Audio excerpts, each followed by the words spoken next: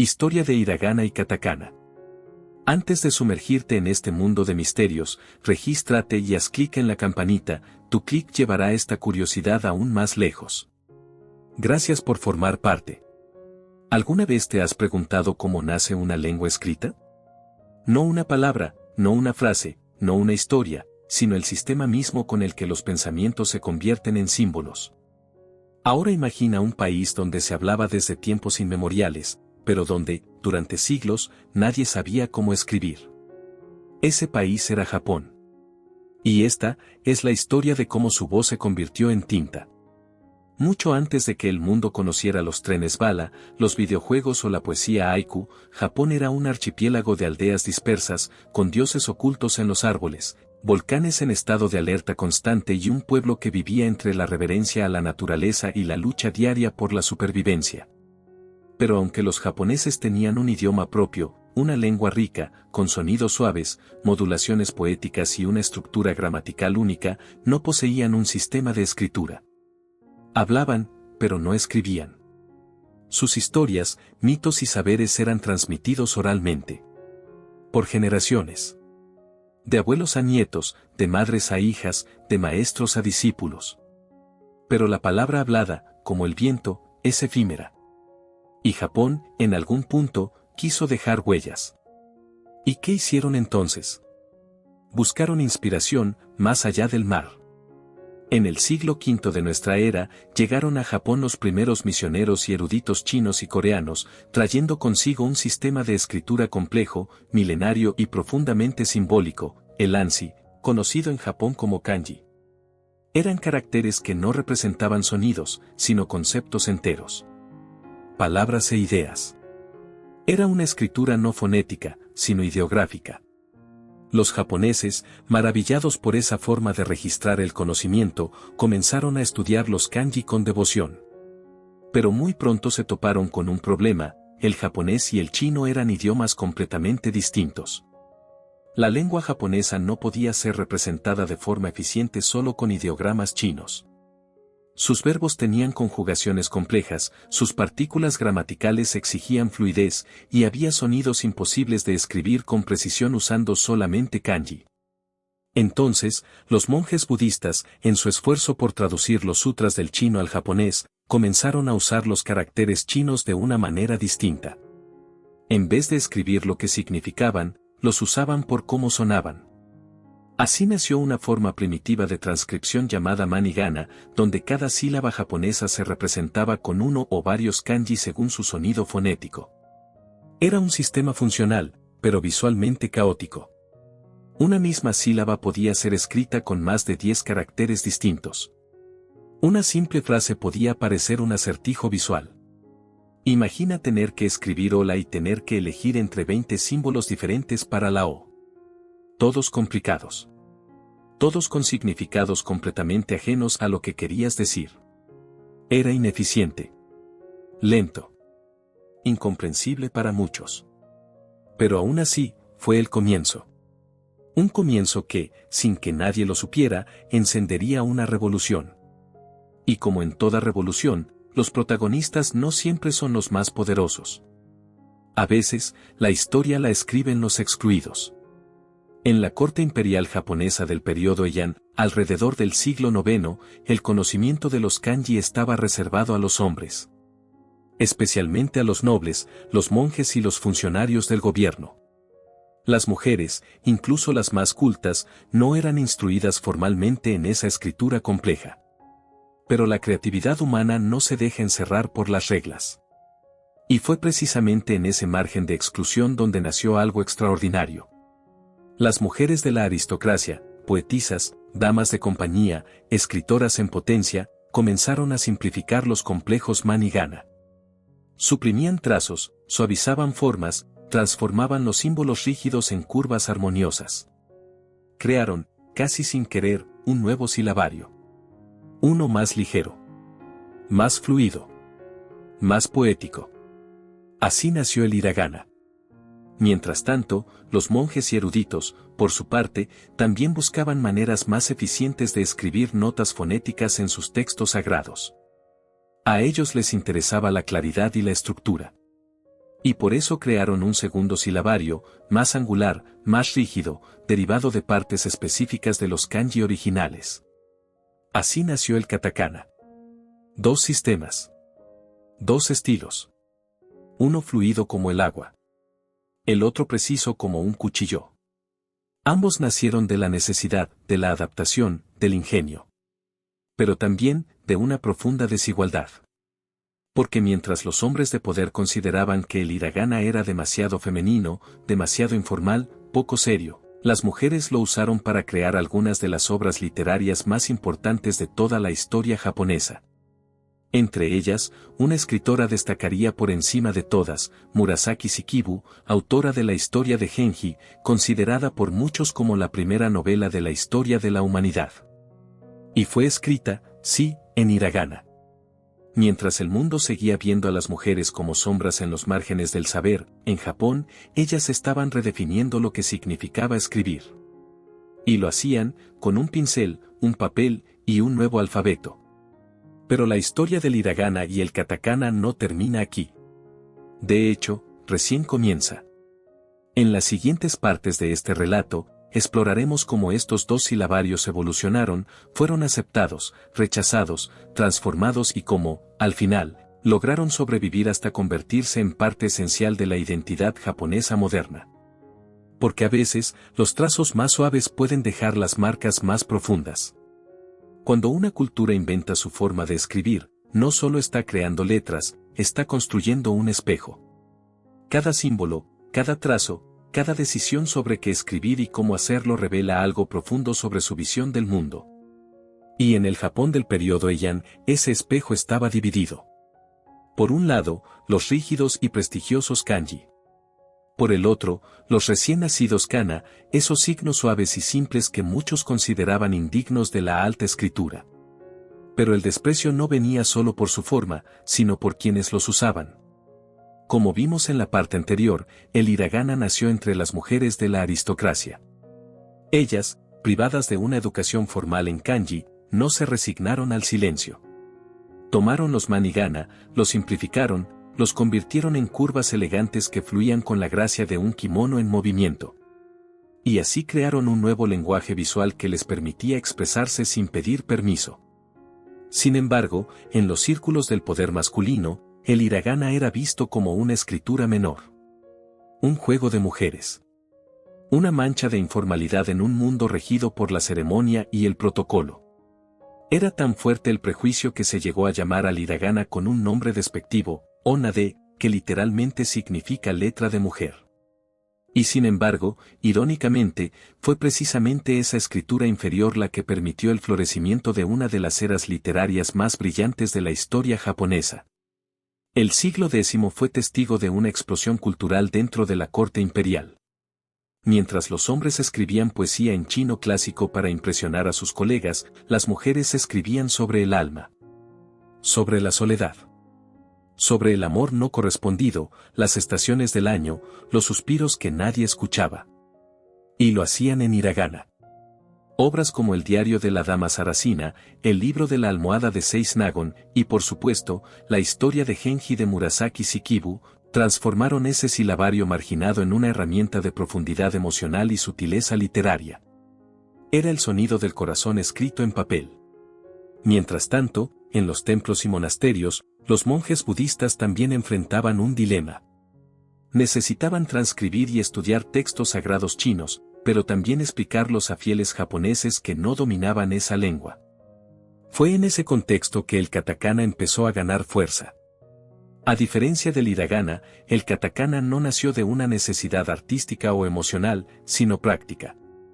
Los monjes tomaban partes específicas de los kanji, fragmentos, radicales, componentes, y los usaban como símbolos fonéticos para marcar la lectura de los textos.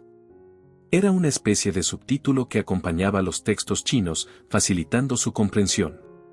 Su diseño era anguloso, recto, seco. Ideal para anotar. Y por eso se volvió el favorito de los hombres de letras, especialmente en ambientes religiosos y gubernamentales. Mientras el hiragana era visto como una flor, el katakana era la herramienta. En esta dualidad de formas, una nacida de la exclusión, la otra del estudio, se empezaron a reflejar también dos visiones del mundo. El hiragana, femenino, emocional, doméstico, lírico. El katakana, masculino, técnico, oficial, funcional. Pero Japón no era un país de extremos. Era un país de equilibrio. Y con el paso de los siglos, ambos sistemas empezaron a convivir. Lentamente, dolorosamente, los dos kana encontraron su lugar. Pero no sin conflicto. Durante la Edad Media japonesa, el poder cambió de manos. Los guerreros samurái desplazaron a los nobles cortesanos. El budismo se expandió. Las guerras civiles y los shogunatos redibujaron el mapa político del país. En medio de ese caos, la escritura también tuvo que adaptarse. Los kanji seguían siendo reverenciados. Representaban autoridad, historia, conexión con la civilización china. Pero el hiragana, cada vez más usado en cartas, diarios, canciones, e incluso en poesía religiosa, fue ganando respeto. El katakana, por su parte, se mantuvo fuerte en contextos formales y académicos. Lo curioso es que, incluso después de que el hiragana comenzara a ser usado por hombres y aceptado en la literatura más seria, el estigma persistió durante siglos. Muchas veces, un texto escrito completamente en hiragana era visto como infantil o femenino, incluso cuando su contenido fuera profundo y complejo. Y aquí aparece una pregunta inquietante. ¿Cuántas ideas, cuántos poemas, cuántas confesiones se perdieron o se ignoraron simplemente por estar escritas con la letra equivocada? Pero la historia no termina ahí. Con la llegada de la era moderna, Japón se vio obligado a mirar hacia Occidente. Y en ese nuevo choque de mundos, con trenes, fábricas, alfabetos y telegramas, los silabarios japoneses tendrían que demostrar, una vez más, su capacidad de adaptación. Lo que alguna vez nació como una solución improvisada se transformaría en uno de los sistemas de escritura más únicos y funcionales del mundo. Y el hiragana, esa letra de mujer nacida en los márgenes, terminaría por convertirse en la base del aprendizaje lingüístico japonés. En la siguiente parte, veremos cómo la modernización, la educación pública y la llegada de palabras extranjeras transformaron por completo el uso del hiragana y el katakana. Y cómo, en pleno siglo XX, Japón tuvo que reinventar su escritura, para no olvidar quién era. Fines del siglo XIX, Japón se encontraba ante una encrucijada histórica. Durante siglos, había vivido encerrado en sí mismo, cultivando su arte, su filosofía y su lengua en una armonía compleja. Pero esa calma se rompió de golpe con la llegada de los barcos negros del Comodoro Perry en 1853. Y con ellos, una idea tan poderosa como amenazante, la modernidad occidental. Mientras Europa y América avanzaban con ferrocarriles, fábricas y telégrafos, Japón se veía, a los ojos de sus propios líderes, como un país atrasado, encerrado en tradiciones que ya no garantizaban la supervivencia. Había que cambiar. Había que aprender rápido. Y uno de los primeros blancos de esa modernización fue el lenguaje. Los gobernantes de la restauración Meiji no tardaron en preguntarse: ¿es nuestro sistema de escritura un obstáculo para el progreso? La pregunta no era trivial. El japonés, con su mezcla de kanji, hiragana y katakana, era un sistema bello, sí, pero también complejo, lento de aprender, difícil de imprimir. En cambio, el alfabeto latino, ese conjunto de apenas 26 letras, se presentaba como una solución práctica, moderna, universal. Así comenzó uno de los debates más intensos y apasionados de la historia cultural japonesa. ¿Debería Japón abandonar su escritura tradicional y adoptar el alfabeto occidental? Muchos intelectuales pensaban que sí. A fines del siglo XIX, surgió el llamado movimiento romanizador, liderado por figuras como Maejima y Soka. Proponían dejar atrás los caracteres chinos y los silabarios kana y reemplazarlos por letras romanas. La idea era clara: una escritura más simple facilitaría la alfabetización, la traducción de textos científicos y la inserción de Japón en el mundo moderno. Pero no todos estaban de acuerdo. Para muchos, renunciar al sistema de escritura tradicional era renunciar a la identidad japonesa. El kanji, con su carga histórica y estética, era considerado sagrado. El hiragana, con su fluidez y ligereza, era la voz del alma japonesa. El katakana, aunque más técnico, representaba siglos de adaptación y pragmatismo. Además, los tres sistemas ya no eran simples herramientas, eran símbolos. Y en un momento en que Japón luchaba por preservar su soberanía frente a las potencias extranjeras, abandonar su escritura era visto como una traición cultural. La solución, como muchas veces en la historia japonesa, fue el equilibrio. En lugar de eliminar sus silabarios, Japón optó por modernizarlos. A partir de la década de 1900, el gobierno impulsó una serie de reformas educativas. Se estandarizó el uso del hiragana y el katakana. Se establecieron reglas claras para su enseñanza. Se creó una lista oficial de kanji de uso común. Y, lo más importante, se reorganizó todo el sistema de escritura para que pudiera ser enseñado desde la infancia. Por primera vez, los niños japoneses aprendían a leer y escribir de forma sistemática, comenzando por el hiragana. Este silabario, nacido siglos atrás en las sombras de la corte, se convirtió en el primer paso del conocimiento. Sus curvas suaves ya no eran vistas como femeninas, sino como fundamentales. Libros escolares, carteles, canciones infantiles, cartillas de lectura, todo empezaba con hiragana. Era el idioma de la niñez, del hogar, de las primeras palabras. El katakana, por su parte, encontró un nuevo propósito en el mundo moderno. Servía para escribir palabras extranjeras, nombres foráneos, sonidos onomatopéyicos, términos técnicos. Así, en un giro inesperado, el katakana se volvió el puente entre Japón y el exterior. Palabras como televisión, café o computadora comenzaron a llenar los textos del nuevo siglo. Era un sistema híbrido, pero funcional. Y, sobre todo, profundamente japonés. Durante la primera mitad del siglo XX, la identidad nacional se volvió más fuerte. En medio de guerras, colonizaciones y momentos de tensión política, el sistema de escritura se consolidó como un pilar de unidad. La radio, los periódicos, los carteles propagandísticos, los libros escolares, todos seguían la estructura tripartita de kanji, hiragana y katakana. Pero este sistema no era inmune a los conflictos. Durante la Segunda Guerra Mundial, por ejemplo, Japón vivió una oleada de nacionalismo extremo. Se limitó el uso de palabras extranjeras. El katakana se usó más agresivamente para enfatizar lo japonés frente a lo foráneo. Y después de la guerra, bajo la ocupación estadounidense, volvieron los intentos de simplificación. Una vez más se discutió si debía eliminarse el kanji, si debía usarse solo hiragana o si el alfabeto romano debía reemplazarlo todo.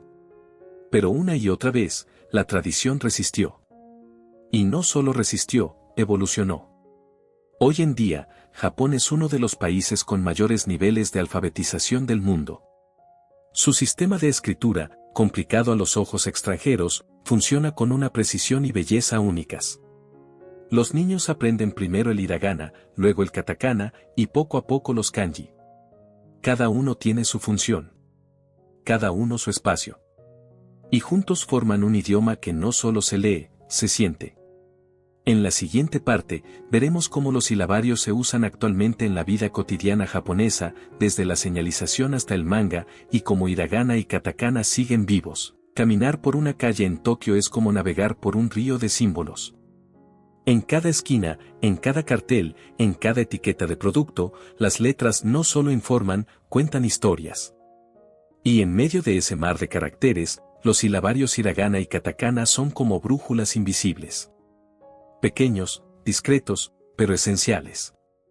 A pesar de haber nacido hace más de 1000 años, hiragana y katakana siguen plenamente vivos. Y hoy más que nunca, son la puerta de entrada al mundo japonés. Si un niño nace en Japón, su primer contacto con la escritura no será con los complejos kanji de origen chino, sino con los suaves trazos del hiragana. Las canciones infantiles, los libros de cuentos, los nombres de los personajes en los programas de televisión, todo está escrito en hiragana. No es solo una cuestión pedagógica, sino emocional. El hiragana transmite cercanía, ternura, afecto. Es la escritura del hogar, del cuidado, del aprendizaje. Por eso no es raro ver que los menús en restaurantes familiares, los avisos en guarderías o los letreros de advertencia para niños estén escritos en hiragana. Un simple, abunai, peligroso, en hiragana no es menos serio, pero sí más accesible. En contraste, el katakana cumple un papel completamente diferente. En la actualidad, es el vehículo principal para escribir palabras extranjeras. En una sociedad que ha adoptado cientos de términos del inglés y de otros idiomas, el katakana se ha vuelto omnipresente. Cuando ves en una tienda un letrero que dice, Esru, rebaja, o OK, tarjeta de crédito aceptada, estás viendo katakana en acción. Y no solo se usa para palabras foráneas, también aparece en nombres científicos, efectos de sonido, marcas y todo aquello que quiera destacar o sonar moderno. Un anime, por ejemplo, puede mostrar a un personaje gritando para indicar una explosión. Ese dokan es una onomatopeya escrita en katakana, diseñada para estallar visualmente en la mente del lector. Así, el katakana se ha convertido también en un elemento estético, una herramienta de impacto visual. Lo ves en portadas de videojuegos, en envases de productos energéticos, en tecnología, en moda urbana. Pero lo más fascinante es cómo los tres sistemas, kanji, hiragana y katakana, conviven armoniosamente en un mismo texto, cada uno cumpliendo su papel. Mira esta oración. Nion de KH o nomimasu. Bebo café en Japón. Nion en kanji representa el nombre del país, Japón. Y, partículas gramaticales en hiragana. KH la palabra café, en katakana. Nomimasu el verbo beber, conjugado en hiragana después del kanji. Una sola frase, y los tres sistemas trabajando juntos, como una orquesta. En ese equilibrio está la belleza del japonés moderno. No se trata de elegir entre tradición y modernidad, sino de hacerlas dialogar. Y ese diálogo no ocurre solo en libros o carteles. También vive en los mensajes de texto, en las redes sociales, en los nombres de usuario, en la moda, en los tatuajes, en la poesía contemporánea. Una palabra escrita en hiragana puede sonar más amable. La misma en katakana, más fuerte. Y en kanji, más formal. Las elecciones tipográficas en japonés no son neutras. Son decisiones emocionales. Por eso, incluso los publicistas cuidan con detalle cuál silabario usar para cada campaña. Un producto para niños, como un dulce o un juguete, probablemente use hiragana. Una bebida energética, katakana. Un producto de lujo, kanji tradicionales. Y luego está el mundo del manga y del anime. Ahí, los silabarios se convierten en herramientas narrativas. Los mangakas, autores de manga, saben perfectamente cómo jugar con la tipografía. Cuando un personaje susurra algo tímidamente, probablemente lo leerás en hiragana pequeño. Cuando alguien grita, el katakana se estira y se agranda, como si rugiera desde la página. Y cuando un personaje extranjero habla, muchas veces sus diálogos se presentan en katakana, para enfatizar ese matiz extraño o foráneo. Es fascinante ver cómo estos sistemas, nacidos en contextos tan distintos, logran mantenerse vivos y relevantes. Y, sin embargo, el proceso de aprendizaje sigue siendo complejo. Un niño japonés pasa años aprendiendo los diferentes usos y combinaciones. Memoriza más de 1000 kanji en la escuela, pero su base siempre será el hiragana y el katakana. Por eso, para los extranjeros que estudian japonés, los kanas son el primer gran obstáculo y también la primera gran victoria. Aprender hiragana es como aprender a caminar. Aprender katakana, como aprender a correr. Los kanji, esos vendrán después. Pero quizás lo más bello de todo es esto. Cada trazo, cada símbolo, esconde siglos de historia. Cuando alguien escribe en hiragana, sin saberlo, está escribiendo como lo hizo Murasaki Shikibu en su diario. Cuando usa katakana, repite el gesto de los monjes que anotaban sutras budistas hace 1000 años. Y así, con cada mensaje, con cada cartel, con cada arigat, escrito a mano, Japón sigue dialogando con su pasado, sin dejar de mirar hacia el futuro. En la próxima parte, veremos cómo hiragana y katakana se enseñan a los niños, a sus órdenes, métodos mnemotécnicos populares y a sorprendente lógica escondida detrás dos silabarios. Spoiler, todo come com. adaptándose a las nuevas generaciones sin perder sus raíces. Todo comienza con un cuaderno. Uno nuevo, con líneas anchas y espacios vacíos. En la primera página, cuidadosamente trazadas por el maestro, aparecen 5 letras que cambiarán la vida de un niño japonés para siempre. 5 sonidos. 5 símbolos. 5 puertas de entrada a un mundo escrito. Así empieza la travesía de millones de niños en Japón cada año. Antes de aprender operaciones matemáticas, antes incluso de entender conceptos complejos del mundo, aprenden a escribir. Pero no solo a escribir palabras, aprenden a escribir su lengua, su historia, su identidad. El primer sistema que se enseña en las escuelas primarias no es el chino ni los kanji. Es el hiragana. Y eso tiene una razón profunda. El hiragana representa cada sílaba del idioma japonés con una sola forma. No hay ambigüedades ni excepciones. Cada carácter es un sonido puro. Es el alfabeto de la claridad, de la sencillez, de la infancia. El orden tradicional comienza con los 5 sonidos vocales, a, i, u, e, o, y a partir de ellos se forma una matriz de sílabas perfectamente organizada. Esa estructura se conoce como la tabla Gohon, que significa literalmente los 50 sonidos. Aunque en realidad son 46 caracteres básicos, el nombre se mantiene por tradición. Los niños aprenden esta tabla como si fuese una melodía. La memorizan cantando, recitando en voz alta, repitiendo día tras día. A medida que pasan los meses, comienzan a reconocer las formas, a reproducir los trazos, a leer sus primeros textos. Pero escribir no es simplemente copiar. Es también respetar. En la cultura japonesa, el orden de los trazos importa. El equilibrio visual importa. La forma importa. Cada símbolo tiene su manera correcta de escribirse. Por ejemplo, el carácter se compone de 3 trazos y deben seguir un orden específico, como una coreografía que se repite con precisión. Ese orden no es solo técnico. Enseña disciplina, paciencia, enfoque. Es una forma de forjar el carácter a través del carácter escrito. Para facilitar la memorización, se emplean recursos visuales, juegos de asociación, cuentos ilustrados, canciones escolares. Un niño puede recordar que se parece a una ola, que parece una gota de agua, que es como una espiral. Estas comparaciones simples ayudan a fijar las formas en la memoria, y con el tiempo, los trazos se vuelven naturales. Después de dominar el hiragana, llega el momento del katakana. Aunque representa los mismos sonidos, sus formas son muy distintas. Más rectas, más angulosas, más firmes. Si el hiragana fluye como un río, el katakana es como un edificio moderno. Los niños lo aprenden como un sistema funcional.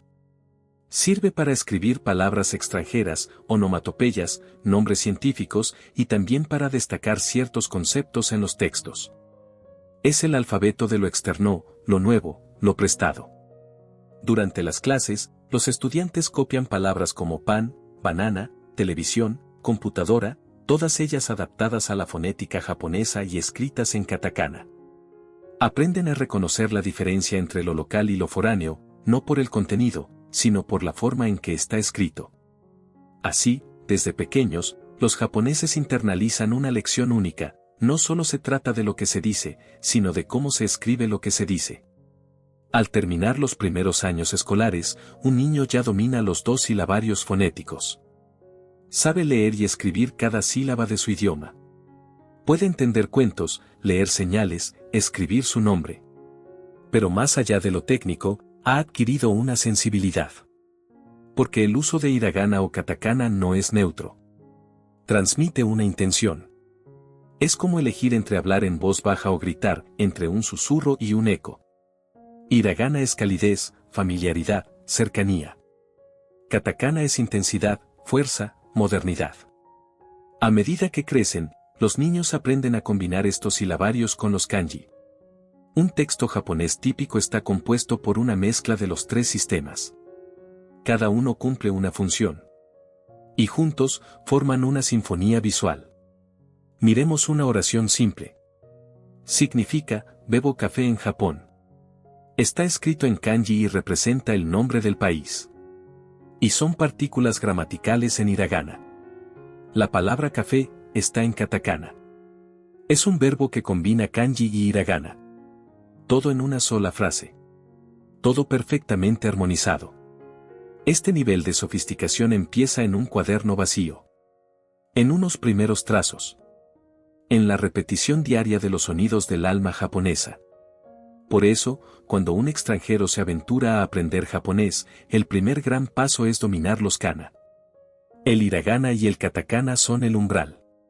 No solo para comunicarse, sino para comprender la estructura mental de una cultura que valora lo visible tanto como lo invisible. Aprender hiragana es aprender a ver lo suave. Aprender katakana es ver lo agudo. Y juntos, permiten acceder a los mensajes, los libros, los letreros, las canciones, las emociones. Todo comienza con 5 letras.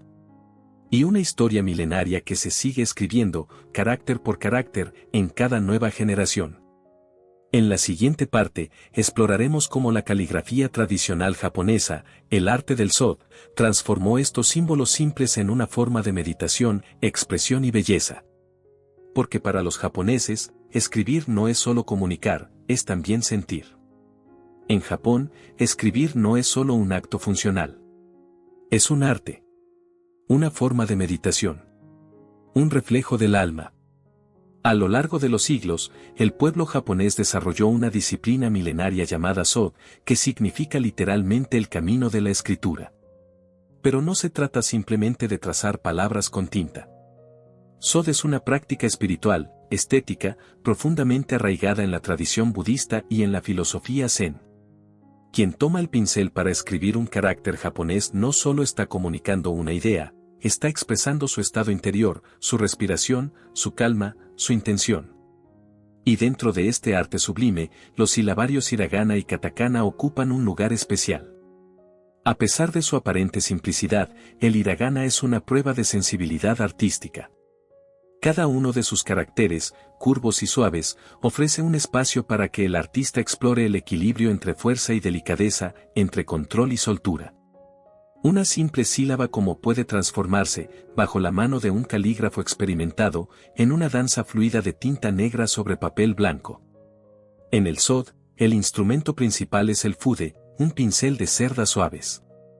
Se utiliza tinta negra espesa, preparada al momento al frotar una piedra de tinta sólida, sumi, sobre un tintero mojado. Todo el proceso requiere paciencia. Silencio. Intención. Antes de escribir un solo trazo, el calígrafo se sienta en seiza, la posición tradicional japonesa, cierra los ojos y respira. Porque en el Sod, la mente y la mano deben estar unificadas. No hay espacio para la distracción. Si la mano tiembla, la tinta lo muestra.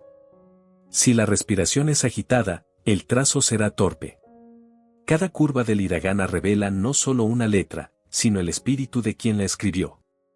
El katakana, aunque más angular y geométrico, también se presta a interpretaciones artísticas. Su rigidez formal permite composiciones audaces, visuales, modernas. Algunos calígrafos lo utilizan para expresar dinamismo, para crear obras que evocan fuerza, impacto, movimiento. En exposiciones de arte contemporáneo japonés, no es raro ver grandes lienzos con una sola palabra en katakana, como amor o samurái, escrita con brochazos imponentes que ocupan metros de tela. Más allá del arte, el Sod también es parte del crecimiento personal. En las escuelas japonesas, los niños practican caligrafía desde temprana edad. No como una obligación estética, sino como una forma de desarrollar carácter. Escribir una y otra vez los caracteres básicos enseña algo más que ortografía. Enseña perseverancia. Enseña atención. Enseña humildad. Durante las celebraciones del Año Nuevo, muchos japoneses participan en un evento llamado Kakisome, la primera escritura del año. Allí, escriben una palabra o una frase que represente sus deseos, metas o estados de ánimo para el nuevo ciclo que comienza. Algunos eligen palabras en hiragana para expresar ternura, sentimientos, suavidad. Otros optan por kanji potentes o palabras en katakana para simbolizar cambio, fuerza, transformación. Lo fascinante es que, con el paso de los siglos, el hiragana, originalmente creado como una solución práctica, se convirtió en uno de los símbolos más elevados del arte japonés. De hecho, muchas de las obras caligráficas más antiguas conservadas en templos y museos están escritas en un hiragana fluido, casi indescifrable para el lector moderno, pero cargado de una belleza profunda, emocional, casi poética.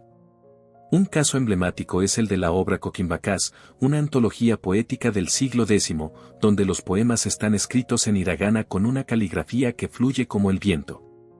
Leer esos textos es como observar las olas del mar, no se trata solo de entender el contenido, sino de sentir la forma en que está plasmado. Hay calígrafos que dedican su vida entera a perfeccionar una sola palabra. Repiten el mismo carácter durante décadas, buscando ese trazo ideal que encierre perfección y espontaneidad a la vez. Otros enseñan SOT como camino de sanación, meditación o expresión emocional. Incluso hoy, en la era digital, el SOT no ha desaparecido. Al contrario, ha encontrado nuevos espacios. Muchos japoneses, jóvenes y adultos, toman clases de caligrafía como forma de escapar del estrés diario, reconectar con su cultura y redescubrir la lentitud en un mundo acelerado. Se imprimen agendas, afiches, calendarios, logotipos, camisetas con frases escritas a mano en hiragana o katakana, como una manera de recordar que lo humano, lo imperfecto, lo hecho a mano, todavía tiene un valor incalculable. En suma, el hiragana y el katakana no son solo herramientas lingüísticas. Son también instrumentos de arte, de introspección, de identidad. Cada trazo contiene siglos de historia. Cada curva habla del alma japonesa. Y cuando el pincel se posa sobre el papel, cuando la tinta comienza a fluir, no solo nace una letra. Nace un instante eterno. En la próxima parte, exploraremos cómo el mundo moderno, desde la publicidad hasta los videojuegos, ha reinventado el uso del hiragana y del katakana, y cómo estos silabarios se mantienen vivos, relevantes y poderosos en la cultura popular del Japón actual. Después de recorrer juntos la historia milenaria del hiragana y el katakana, comprendemos que estos silabarios no son simples sistemas de escritura. Son mucho más que eso. Son símbolos vivos de una cultura que ha sabido adaptarse, resistir y reinventarse frente al paso del tiempo y la modernidad. El hiragana, nacido de la necesidad femenina de una escritura accesible, se convirtió en la voz suave y elegante que impregnó la literatura clásica japonesa, dando forma a las emociones más íntimas en obras como el cuento de Genji. Su trazado curvilíneo refleja una sensibilidad única, un puente entre la palabra y el alma. Por su parte, el katakana, surgido de la necesidad pragmática de los monjes budistas, evolucionó hasta convertirse en el reflejo visual de la modernidad y la influencia extranjera, cargado de fuerza y dinamismo. Su uso para palabras extranjeras y onomatopeyas le otorga una energía propia, que le permite destacar en el paisaje urbano y cultural de Japón. A lo largo de los siglos, estos dos silabarios han acompañado al pueblo japonés en su vida cotidiana, en sus textos sagrados, en la caligrafía artística, en la educación y, hoy en día, en el vibrante mundo digital. Lo fascinante es que, aunque el mundo cambia a una velocidad vertiginosa, el hiragana y el katakana mantienen un lugar fundamental en la identidad japonesa. Son la piel visible de una lengua que se renueva sin perder su esencia.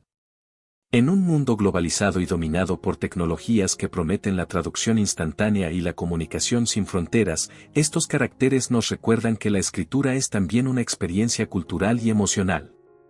Escribir en hiragana o katakana no es solo trazar símbolos, es participar de una tradición que conecta generaciones, que preserva una historia y que expresa la singularidad de un pueblo. Aún frente a la inteligencia artificial y la digitalización, la humanidad sigue encontrando valor en lo manual, en lo imperfecto, en la belleza de una curva pintada a mano. El SOT, la caligrafía japonesa, es un testimonio vivo de ello. Mirando hacia el futuro, podemos imaginar que el hiragana y el katakana continuarán evolucionando, quizá fusionándose con nuevas formas de comunicación, pero siempre conservando su identidad única.